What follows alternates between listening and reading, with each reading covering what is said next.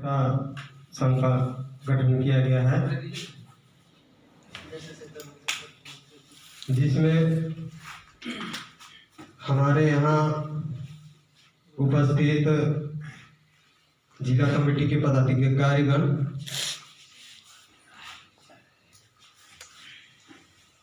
और हमारे गांव के बुजुर्ग एवं नौजवान साथीगण, मैं सभी को हार्दिक बधाई और अभिनंदन करता हूँ।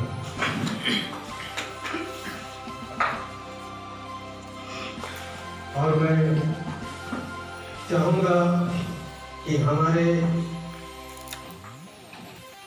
इस सभा में उपस्थित हमारे जिला कमेटी के सदस्यगण उपस्थित हैं, मैं उनसे कहता हूँ या कहना चाहता हूँ कि उनके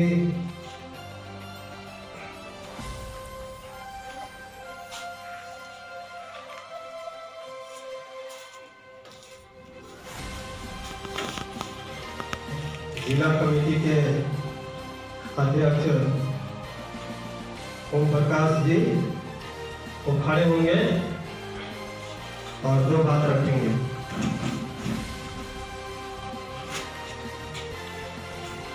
आदरणीय इस सभा में उपस्थित हमारे अभिभावक और युवा साथी और हमारे उमेश्वर गुरु जी और भी हमारे जिला कमेटी के सारे पदाधिकारीगण, आप तमाम लोगों को सादर नमस्कार, प्रणाम। तो आज बड़े हर्ष की बात है कि खरवार एकता संघ जिला कमेटी गढ़वा की ओर से हर एक प्रखंड में लोगों को चयन करने के बाद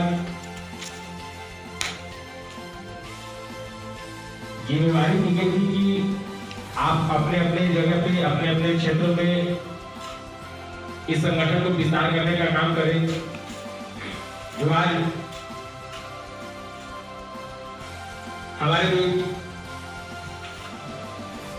मेरे युवा साथी विजय सिंह जी और चित्रंजन सिंह जी ने जो अपना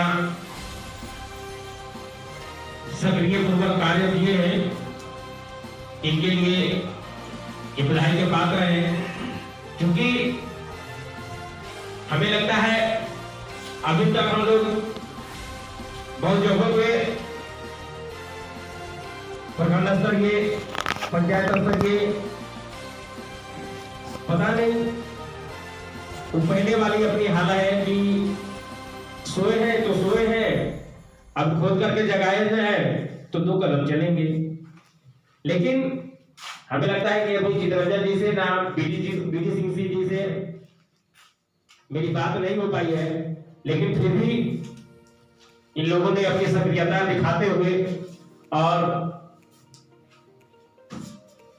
लोगों को इकट्ठा करने का काम और संगठन को विस्तार करने का जो काम किए हैं, इनके लिए इनको हृदय से अभिनंदन। तो मैं कुछ बिंदु पर प्रकाश डालना चाहूंगा कि आखिर हम लोगों को इस तरह संगठन का विस्तार करने का या फिर खरवार एकता संघ को बनाने का क्या मकसद रहा है। तो आप ही के पड़ोस के गांव में कितासुद्दीन के हमारे नंद कुमार सिंह जी जो बीएसएफ के जवान हैं, जो अभी तो हम लोग के बीच नहीं है, वो अपने सीमा पे तैनात है।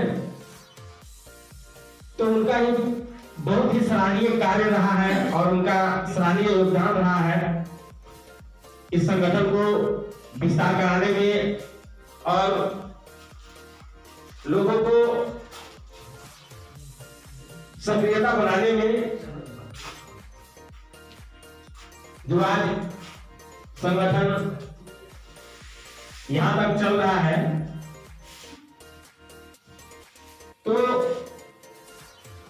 और बहुत सारे लोगों को तो हमें लगता है, हम लोग पूरे जिला कमेटी और हमारे साथ जो भी लोग हैं, हम लोग जो क्षमा प्रार्थी भी हैं कि आप लोगों को बहुत लंबा इंतजार करवाए हैं, जो शायद इतना इंतजार नहीं करवाना चाहिए था हम लोगों को, लेकिन कुछ इस तरह कारण भी था कि हम लोग जा करके भी आप लोग के साथ समय पर नहीं पहुंच पाए। तो आगे की कड़ी जोड़ते हुए मैं कुछ बिंदु पर प्रकाश डालता हूं कि खरवार एकता संघ आखिर बनाने की जरूरत क्या है। बहुत सारे लोग पूछना चाहेंगे या मन में चल रहा हो कि आगे वजह क्या है खरवार एकता संघ बनाने की, जैसे है वैसे छोड़ दी जाए। नहीं, तो देखिए, आज हम हमारे आसपास पास पड़ोस में या फिर किसी दूसरे गांव में भी हो सकता है कि मेरे यहाँ केवल खरवार का आबादी है या फिर बस्ती है, तो दूसरे बस्ती में दूसरे जात के भी लोग रहते हैं, दूसरे समाज के लोग रहते होंगे, तो उनको भी लोग देखते होंगे, सुनते होंगे, समझते होंगे, तो कहीं ना कहीं ये समझ में आ रहा होगा कि हमारे साथ उनका जन्म कर्म हुआ और हमसे ना बहुत ज्यादा लंबा है, चौड़ा है, हट्टा कट्टा है, सब कुछ सामान्य है।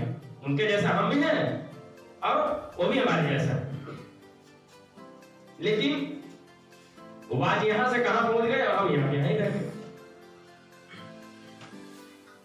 तो आखिर क्या, क्यों, आखिर वो आगे क्यों चले गए, हम यहीं कहीं क्यों रह गए? इन सारी बातों पे हमें चिंतन मंथन करने की जरूरत है। हमें सोचने की जरूरत है कि हम लोग यहीं का यहीं क्यों रह गए, उन लोग वहां से वहां क्यों चले गए, क्या किया उन्होंने? पैदा भी वैसे ही लिए, खेले खाए पले बड़े सब कुछ वैसे ही जैसे हम लोग पले बड़े, लेकिन कमी कहां है? क्या समस्या रहा है, क्या त्रुटि हुई है हमसे, जो हम लोग यहीं का यहीं या फिर अपनी मंजिल को नहीं पा सके? कहां हम अपनी मंजिल को नहीं पा पाए हैं, क्यों बात है कि नहीं? तो इसके बीच में कई कड़ी हैं, कई बिंदु हैं जो हमारे लिए बाधक है। तो इसमें प्रमुख रूप से बाधक है, जैसे हमारे समाज में आज शिक्षा, मुझे लगता है पहले की अपेक्षा बहुत सारे लोग अभी जागृत हुए हैं, अपने आप को समझने लगे हैं कि हमें पढ़ाना चाहिए बच्चे लोगों को, लेकिन हमें लगता है अभी उस स्थिति में नहीं लेकर के गए हैं जहां से बच्चे को अच्छा शिक्षा मिले। पढ़ाते तो हैं, लेकिन बस 9th 10th, उसके बाद उनको भेज दी जाती है प्लांट में जाए कमाने के लिए। तो हमें इस बात को सोचना होगा कि हम अपने स्तर से, हम अपनी एक पीढ़ी को अगर कुर्बानी देते हैं तो आने वाला कई पीढ़ियां उसके कतारबद्ध तरीके से चलते चलेंगे। तो उस कुर्बानी में हमें करना क्या है? हमको जी जान से बिल्कुल मेहनत करना है अपने बच्चे को एक उज्जवल भविष्य के लिए, उनको एक अच्छी शिक्षा देनी है। जब आपके बच्चे पढ़ेंगे तभी आप उनको डॉक्टर बनाइएगा, इंजीनियर बनाइएगा, आईएएस, आईपीएस या फिर किसी लेवल में। लेकिन जब उनको अच्छी शिक्षा मिलेगा ही नहीं, तो हम उम्मीद करते हैं मेरा बेटा भी पढ़ा था लेकिन पुलिस में नहीं बना, तो दरोगा नहीं बना, तो डॉक्टर नहीं बना, तो कैसे बनेगा?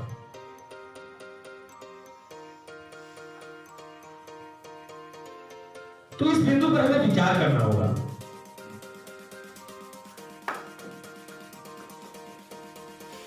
और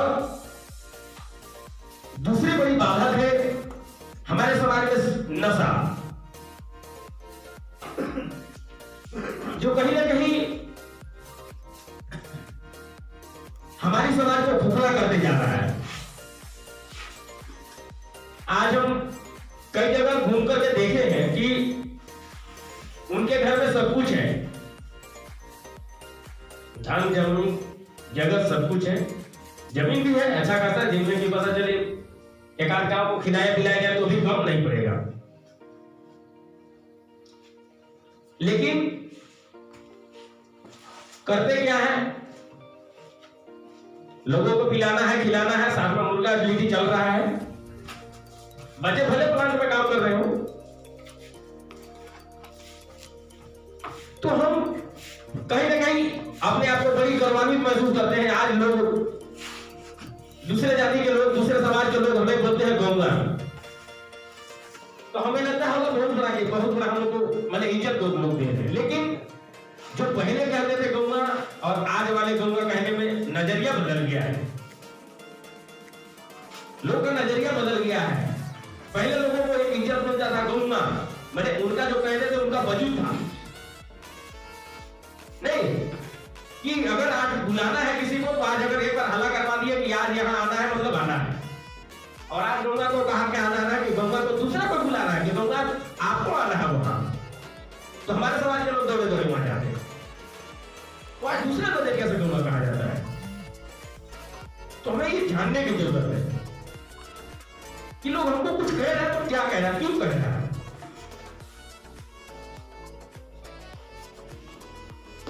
तो सबसे विशेष जो बात है कि अपने आप को एक शिक्षित परिवार, शिक्षित समाज में ढालना होगा और अपने आप को एक स्थापित करना होगा, ये साबित करके दिखाना होगा कि मैं भी एक अच्छे इंसान हूं और अच्छा एक समाज को गढ़ सकता हूं, बना सकता हूं, तभी हमारे समाज की एक छवि अच्छी और एक शिक्षित परिवार के यहाँ या शिक्षित समाज के रूप में जाना जाएगा।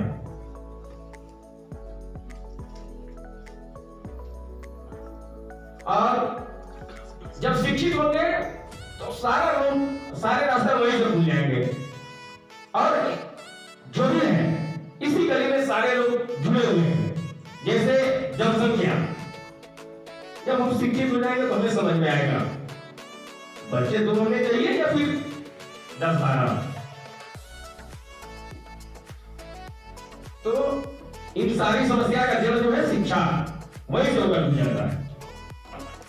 अभी भी हमें लगता है, हालांकि किसी को बुरा लगे तो क्षमा चाहेंगे, हमें लगता है अभी भी बहुत सारे लोगों को देखने को मिल रहा होगा कि एक घर में 10-12 बच्चे हैं। बताइए उनकी आर्थिक स्थिति क्या होगी।